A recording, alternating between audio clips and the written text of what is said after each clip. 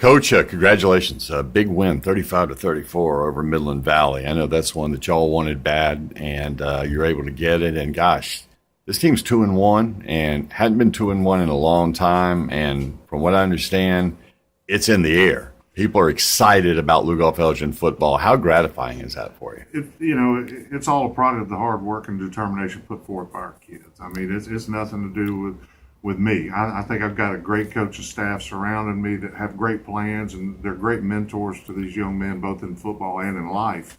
And these kids are buying in, putting in the work, taking the teaching from the coaches and really moving forward. And really, it's a product of what they've done.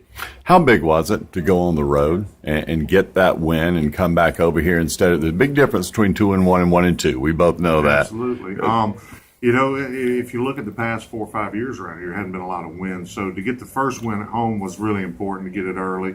But to get that win on the road, to overcome 2 scores, that was huge for us and for our program. I think it develops more and more confidence every time our kids step on the field. I think it's been since 2010 since we won 2 back-to-back, won 1 on the road, and, had a 2-1 record. So, I'm telling these kids every day, we're trying to rewrite history so that in 15 years from now, when there's some other old coach standing in front of them, they're comparing them to us. As far as those kids go, obviously nothing can get kids to buy in any kind of a program like winning. And can you palpably see a difference kind of just in the way they're going about their business now as recently as like a month ago before the season started? You can definitely, just in body demeanor. And walking around this building, they have more of a sense of pride and they're more confident, walking through the building. Whereas in the past, playing football really wasn't something that, was very highly regarded. I honestly believe that. But these kids are doing great things and moving forward, and they definitely carry themselves differently.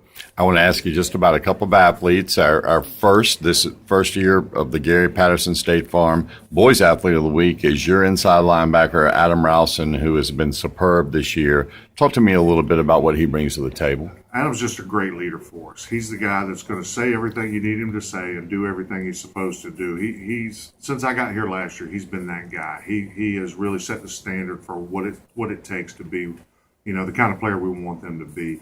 Unfortunately, had a wrist injury last year, missed probably 80% of our games. So he's flown a little under the radar, but he's playing right now like I knew he could play. And 18 tackles against Midland Valley last week, 2 sacks, 2 tackles for losses. Obviously, he produces. And I got to tell you, the guy looks the part, doesn't he? Yeah, there's no doubt about it. He is quick, he is fast, and he is physical.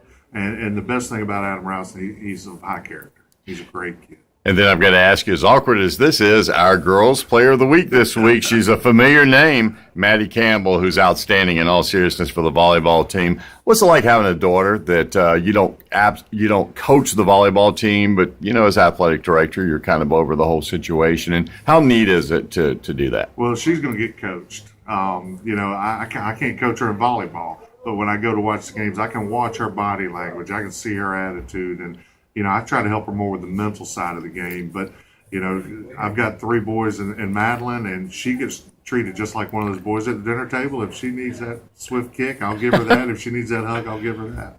You got Flora coming in here tonight. Obviously, another big game. They're all going to be big. But Flora's a team that obviously they're hungry. They're 0-2, and a lot of folks are, saying that, as you can imagine, that, man, that's about as good an 0-2 team you're going to find around here, certainly in 4A. So tell me a little bit about what you know about them and what you expect tonight. Looking at them on film, offensively, they're a physical team. They will run the ball downhill. Their quarterback does a great job running it. But, looking at it again, their quarterback also does a good job of distributing the ball through the passing game. And what they're going to do is they're going to hammer you with the run. Then they're going to try to hit you on play action. They have great athletes. They got a big offensive line. On defense, they are a physical team. They line up in multiple fronts, multiple coverages. So you kind of have to be ready for a lot of looks. But it's obviously a very well-coached team, and they follow the plan. They're accountable to what they're supposed to do. I know that it's going to be an exciting atmosphere over here tonight, and I bet you're a little excited yourself, aren't you? Hey, it's game day. I always look forward to it. All right, Coach, thanks so much for taking the time. Look forward to talking to you next week. Thank you very much.